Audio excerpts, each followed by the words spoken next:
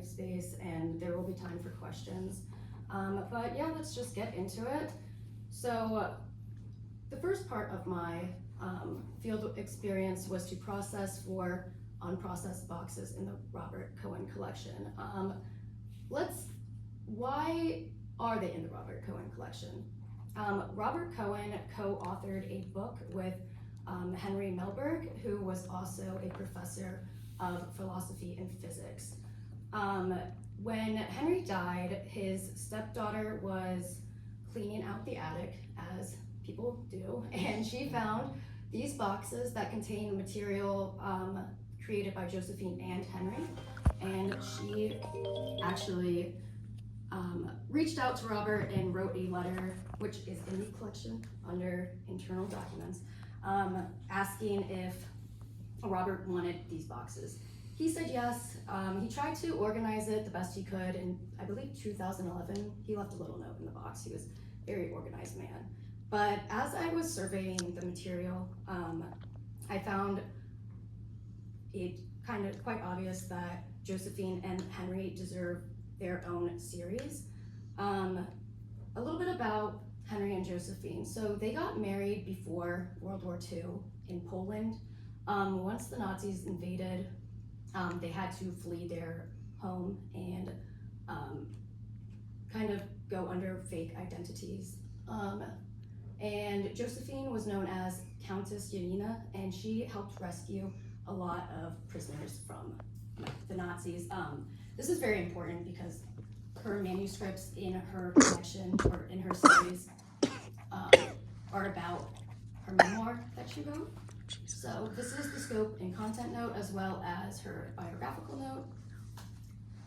Henry and Josephine, they moved to the United States after World War II. Henry was a professor at University of Chicago in the Department of Philosophy and Physics.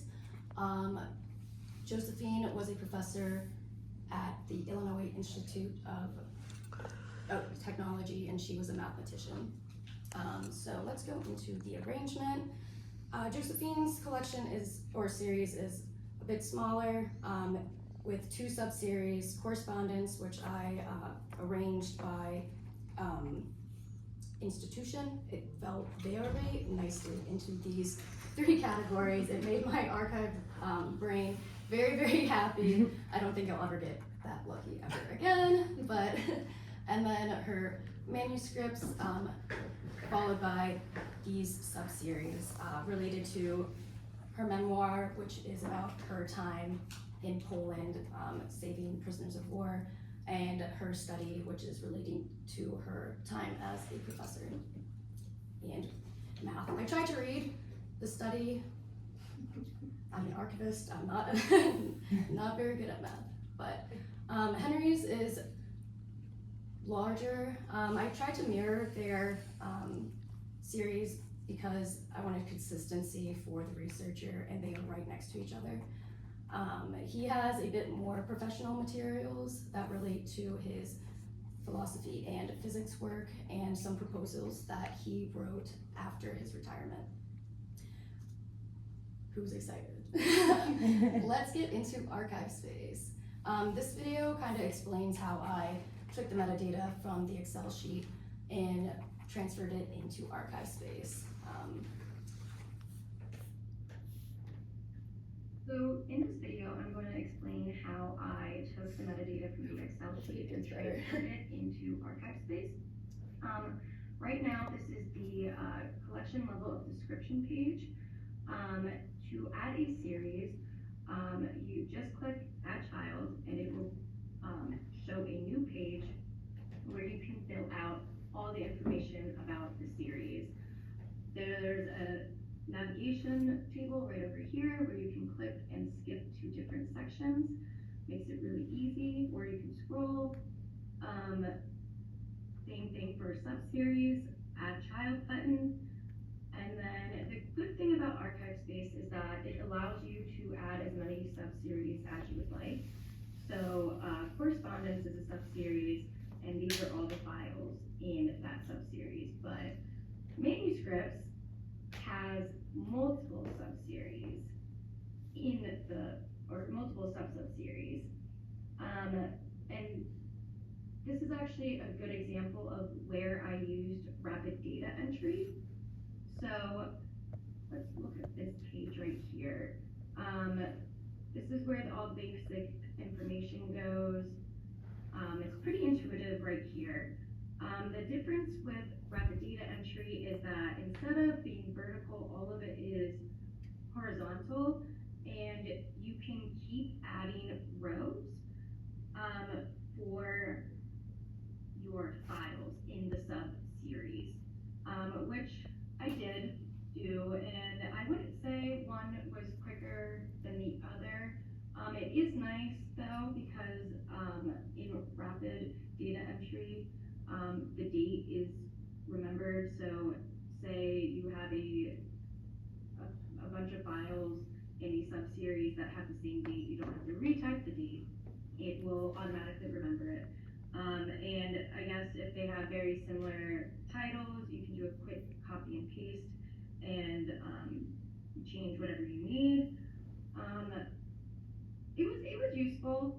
I did kind of mess up and have to reorganize the hierarchical structure because I accidentally clicked it or made it. I believe it was when I clicked one of these and then I clicked rapid data entry, and it made it a child instead of, it made the file a child instead of a sibling. But to change a child to a sibling, it's quite easy. Enable record mode is a quick That says fix. reorder, that does not say You record. can move all the files and subseries and series around to get them to where you need. Yes, another thing, one last thing, a difference between the Excel sheet and the and archive space is in the physical description note. In the Excel sheet, there are 3 columns that describe the description, medium, and form. Instead of adding 3 physical description notes, I put it all in one note instead of doing them individually. I guess same goes for physical location. There's 2 columns for box and 1 for the folder. Very minor differences, nothing too insane, but yeah. All right. If that was not clear, I can answer questions at the end. I apologize for my video recordings, but there is one more video. Okay, this is not the thing.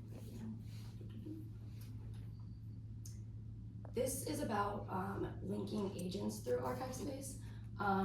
I really don't like the authorities website that the Library of Congress has, and actually while I was finding the authority files that I needed, the website was not down, like it was down every time I would find one, I had to like restart it, but there is something good about ArchiveSpace.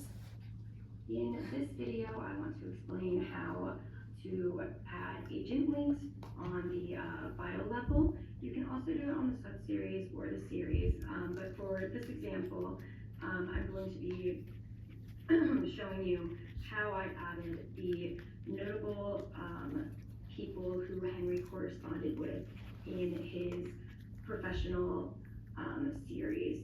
So here are all of those notable people's authority files in the name entities column in ArchiveSpace. To import their authority file, under the gear there is an option for an LCNAF import. It's nice because it's already connected to the authorities website as well as LCSH subject headings. So I'm going to look up Henry Melberg and search his name and select and then unselect import related terms. So that way all the subjects aren't automatically imported, and you have control over which subject headings you want to use. Import. And it shows you a live update of when it will be done. So it is complete. Refresh the page. Now they're going to go back to the Robert Cohen collection. Edit.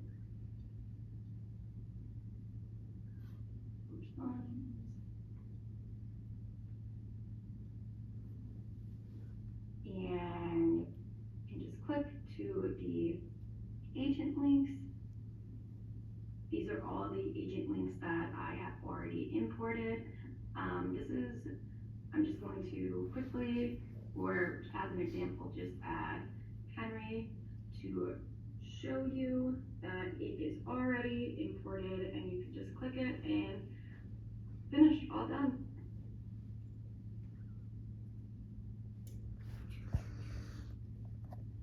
Archive space is not scary, I promise. It's really easy. Sometimes it can be annoying with adding add child and sibling. That was my biggest kind of, I went into autopilot, and then when I moved on to a subseries and I accidentally added a sibling, and I was like, oh, I needed to make a whole new, I needed to make it, not a sibling, but a child of the other subseries. But it was a quick, easy fix. Okay. So, like I touched on in the videos, there are some differences in the Excel sheet to archive space. I'm kind of going to go through all the columns and show you where I put it into archive space. So the first 6 columns, which indicate if it is a box, which box is it, which file, what folder. All of that is in the physical location note. And only one, you just need to add one, which is, it's really nice. And you can, say a like file is multiple files, you can write like, oh, this is in folder like 1 through 4. And if it changes boxes, you can say, oh, 98 to 99 for like the box. Okay. So for the subject series, there is not an option in archive space to make a subject series. It's only series. So this would just change the series. In this example, the correspondence would be sub-series, and then so forth and so on to sub-series. And this was described in the video with the description, medium, and form.